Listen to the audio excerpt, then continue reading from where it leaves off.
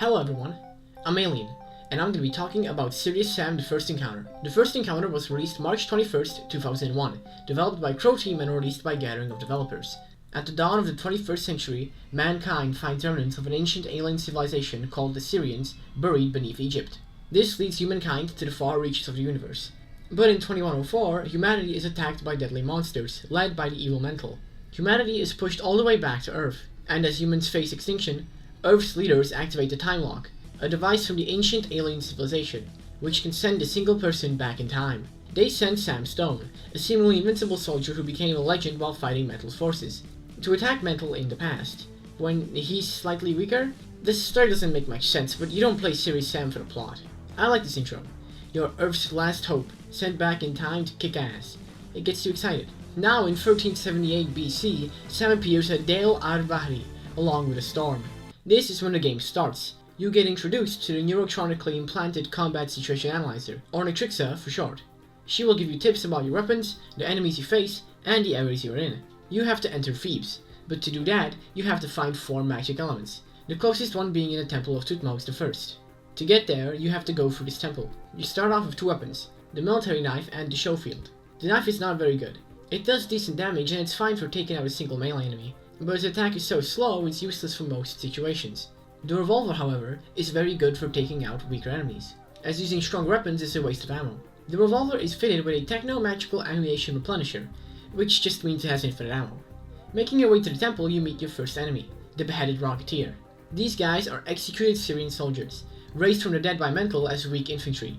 They have very little health and shoot a weak magic missile at you. Going into the temple, you can find a second revolver. This makes the weapon even better, giving it more shots before you have to reload. It's very impressive how huge this level is. There are a bunch of secrets in this game, and while I don't know how to find most of them, I know how to find this one.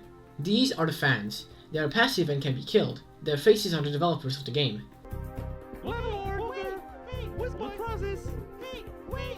This area also features a hidden rocket launcher. The XPML-21 rocket launcher is really good for taking out larger threats, but the rocket's travel time is very slow. There's really not that much use for it now.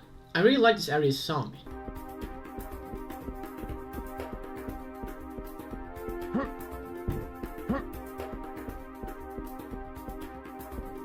Going further into the temple, you fight a female Gnar. Gnars are fast melee enemies, with more health than the beheadeds, but they can be easily avoided. In the next room, which by the way looks very cool, you fight the beheaded bomber. These guys have as much health as the Rocketeers, but do more damage, as they throw inflatable bombs, which explode on impact. They also explode on death, which can be used to your advantage. You then find a shotgun, and get attacked by a bunch of enemies, including a male Gnar and a beheaded firecracker. The shotgun is really good for early game, but it's almost completely replaced by the double barrel shotgun later on. Male Gnars are just weaker, smaller versions of the females. The firecracker shoots magic missiles from his head, but he shoots them near the ground, so you can jump over them. After clearing out these enemies, you get attacked by a Clear. Clears are an extinct race revived by magic. When far away, they will throw a projectile at you, and when close, they will jump at you. Get used to fighting these guys, you're gonna be doing it. A lot. After this, you leave the temple and head to the next mission. Sand Canyon starts off with you meeting a new enemy. Oh, yourself! Uh-oh. This is the beheaded Kamikaze. They run at you and explode. The shotgun is good against them, because they die from one shot. And if they get too close to you, a single shot from the revolver will slow them down. After this, you head inside the Temple of Thutmose and almost get crushed by a giant boulder. You keep going, and after walking into a room, you get ambushed by a horde of marshhoppers. They jump at you, exploding on contact. They have very low health, but are very dangerous in large groups. Nitrixa tells you that the element is not there, and that the monsters took it, so you have to keep going. What follows is more fighting. Now the monsters not only teleport in front of you, but also behind you. You eventually end up outside, where you fight a new type of enemy. This is the Wearable, and these guys are really fun to fight. You have to jump to the side when they charge at you, like a matador. Immediately after you meet another enemy, the Minor Biomechanoid. These guys are surprisingly weak, going down in a single rocket or with 3 shotgun shots. They shoot a bunch of lasers at you, but they are more like support enemies, not being much of a threat alone, but being deadly in groups. You make your way inside the tomb and find the Air Elemental. Next stop, the tomb of Ramses III. This level starts off with fighting some weak enemies, but one of the Gnars suddenly starts flying. They just do this sometimes. They act the same, they just can't fall in holes. After a while you hear a strange screeching noise. You then head to a part of the tomb with warmer lighting.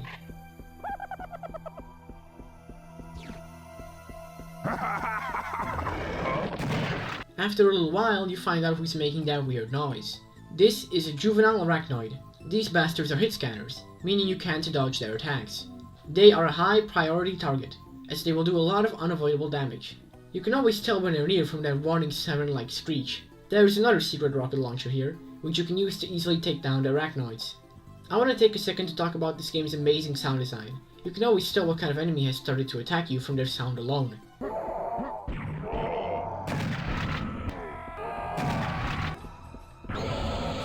You then make your way to a large room with a double-barrel shotgun. This weapon is really good for taking out clears and wearables. This is a part where the game gets a little challenging. This area has a ton of clears, kamikazes, and later marsh hoppers. After beating this, an adult arachnoid spawns. These guys are like the juveniles, but even worse, because they have even more health.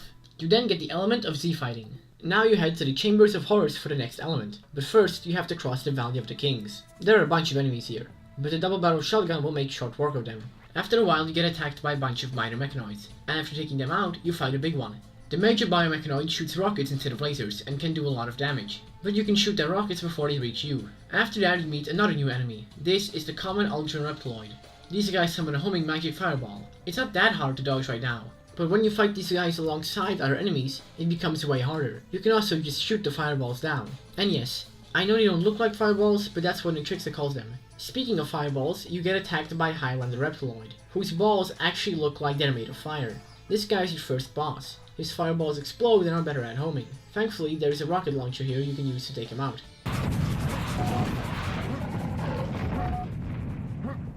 This is getting serious.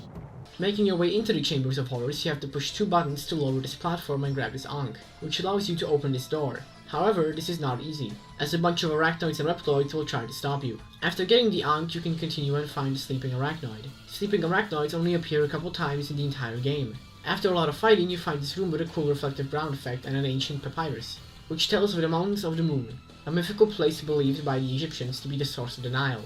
You then pass through the Wall of Darkness and fight a bunch of clears. Then there's a cool set piece, where you walk into a trap and a bunch of beheadeds will begin to shoot you from all sides. And after that, you start getting circled by a bunch of clears. After this, you find an Ankh in a pool, but if you grab it, a bunch of spikes will impale you so quickly, it's kinda hard to tell what happens. You have to press a button in the next room to turn off the spike trap and get the Ankh, allowing you to progress to the next room. Here you get the Tommy gun.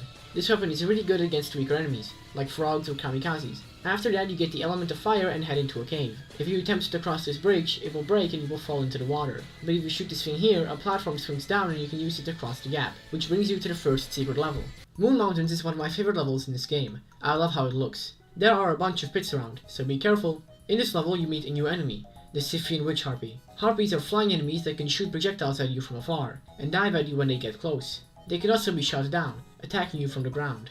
After a while you go inside a cliff where you get ambushed by a bunch of gnars. After getting out of there you get to this cool area with a giant pit in the middle. You fight a bunch of harpies here, and after clearing them you jump down the pit and head back underground, where you fall into a pool of water. But this water is infested with ribbon electrofish. They can shoot an electric discharge at you, which messes up your vision. You just gotta swim backwards to dodge it.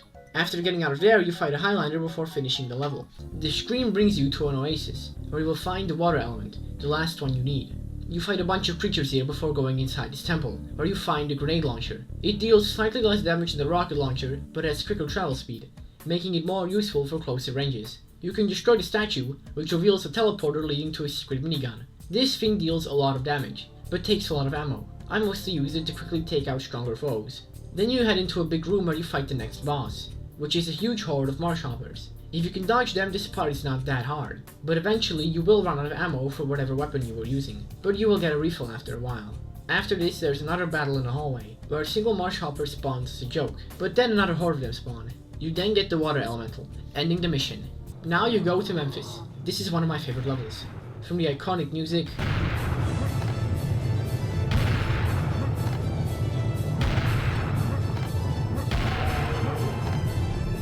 to the fun gameplay, it's always a joy to play it. Sadly, there's not that much to talk about. After clearing the dunes, you head inside the city, but a huge horde of monsters tries stopping you.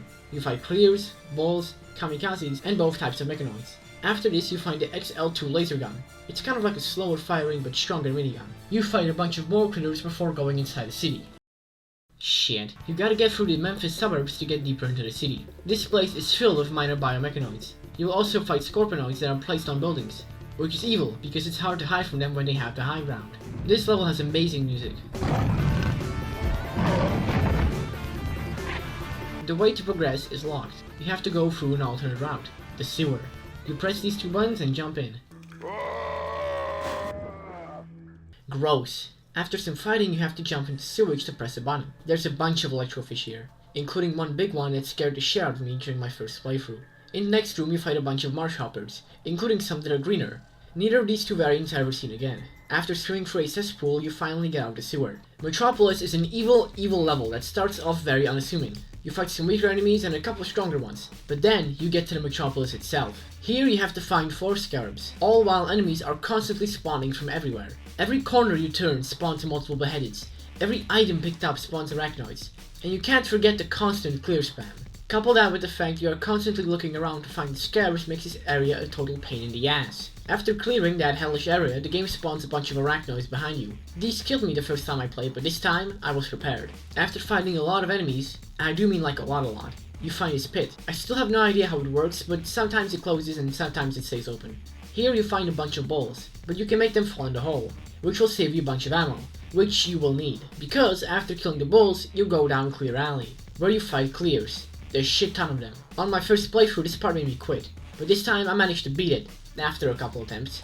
But it's still not over yet. Oh no, you enter a giant arena where kamikazes start spawning. This part is not even hard, it just sucks. After that, a bunch of more enemies spawn because this game hates you. Quick saving will save you here.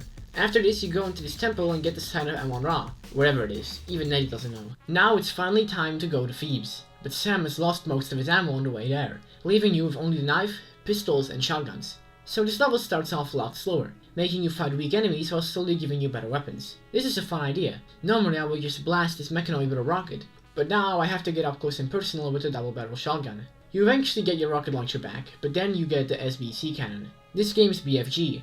It kicks major ass, killing most enemies in one hit and also being piercing. The projectile also explodes after a while. It's great for taking out large herds of balls or taking out one big thing quickly. Then you enter a giant arena, where kamikazes start spawning. I feel like I'm repeating myself. You fight some marbles, and I feel like we just did this. After killing everything, you get another SBC cannon and enter a giant arena, where you have to place the elements you collected on these pedestals, which spawns tons of monsters. After placing the final element down, the only thing that's stopping you from entering Thebes is the lava golem. This is this level's boss. This giant elemental being will throw chunks of molten magma at you, and doing damage to him causes smaller golems to pop out, but he's kind of a pushover for being so huge and intimidating. The smaller golems work the same way as the bigger one, throwing magma and splitting off into even smaller ones. After this, you finally enter Thebes. You end up in Karnak, one of the 2 parts of Thebes, the other being Luxor. You have to find out information about the sign of Amon-Ra. Immediately after starting the level, you can head back and enter the generous yard. This is not the fucking yard of giving, okay? This is some bullshit, this is bullshit right here. This level is set in nighttime and I think it looks really cool. I really like this nebula thing. After this you can start the actual level. This is the level used in the game's demo. That version is just easier and set in a day. This level is really hard and has a lot of fighting, which is not that interesting to talk about, so I'll just skip over most of it. Just know that in between what I talk about there is almost always a long battle. You then find the spike pit, preventing you from progressing. So you gotta go to the side area and press 2 buttons, which will move these Sphinx statues closer to the pit. Then you gotta go in this building and flip this lever, which makes the statues puke out sand, filling the pit. Going past the now filled hole, you fight through another temple before finding a room with 2 sleeping arachnoids. You can sneak past them, but the door is locked and the Major is sleeping on the key. After waking up the arachnoids, you get ambushed by a lot of everything. This door leads to an area with 100 health pickup, but if you go in there, the doors close behind you and it becomes dark, as a bunch of enemies spawn, including invisible gnars. The invisible gnars are barely in this game. They only appear a few times. You then find a locked door and have to go to the Ankh pool to progress. After taking a swim, you end up in another temple and grab a golden Ammon statue. Then you leave for a cool portal. After this, you get a message from Hatshepsut, where you learn more about the Syrians and how they were considered gods by the locals. While the plot itself doesn't make much sense, the world building in this game is really cool. You then go through the previously locked door, where you get to stock up on ammo. There's also a secret area here with wacky gravity, and this thing, which I think is called Mental's Eye Drop. This room reminds me of that one episode of Phineas and Ferb, where they play gravity soccer. Going forward, you find another horde of marsh hoppers. After taking them out, you learn that the mechanism to open the door is broken.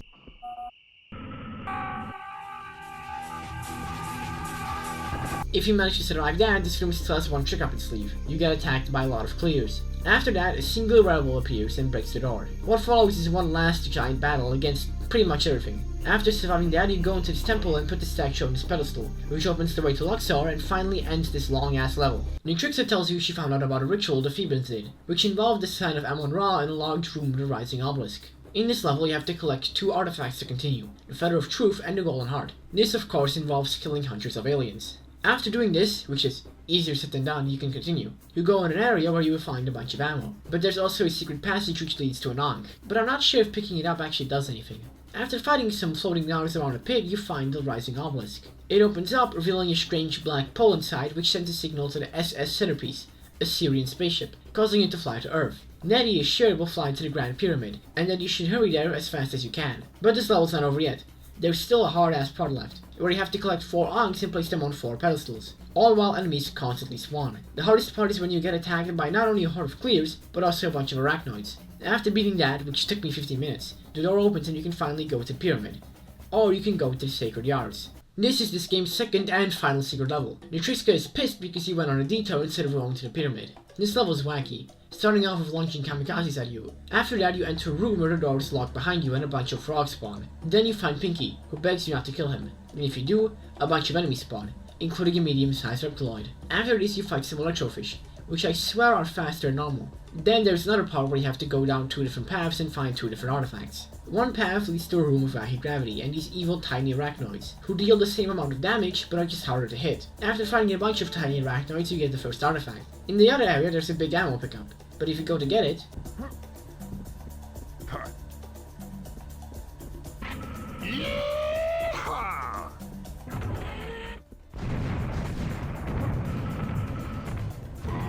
In this pyramid area, a bunch of arachnoids will begin spawning on both sides. You have no cover, so you have to shoot them before they can start shooting you. After killing everything, a little car with fans shows up.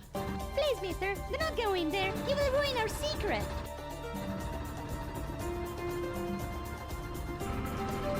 Take cover, it's gonna blow! Going back to the main area, you do a raising water puzzle and then get the second artifact, which opens up the Sphinx statue in the main area. Jumping down starts the final level. This is the final challenge. Well, more like the first part of the final challenge. You enter a giant arena which gets filled with a shit ton of clears. Then werewolves, then more werewolves, then mechanoids, and then more clears. Thankfully, there's infinitely respawning health and ammo pickups here, making it a little easier. I also like how epic sounding the music in this level is.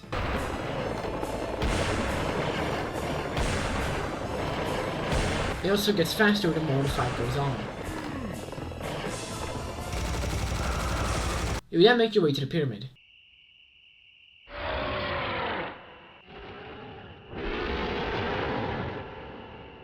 This is Uxan III, a multi-million-year-old immortal warlock. Right now you gotta run. This is one of the most intense parts of the game. Not only is Mr. Uxan slowly making his way towards you, a bunch of bulls and rockets are also making their way towards you.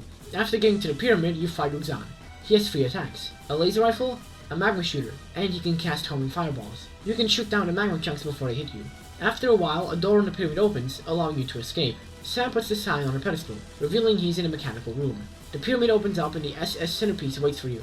You now have to activate the teleport beam to get on board. But then Uxan comes back, this time with more weapons: a missile launcher and a ghostbuster which shoots lasers. If you do too much damage to him, he will heal himself. You have to use these jump ramps to fall through these hoops, which activates the teleport laser, killing Uxan. But this kinda sucks because he keeps moving around. But if he's in the right spot, Uxan 3 goes down.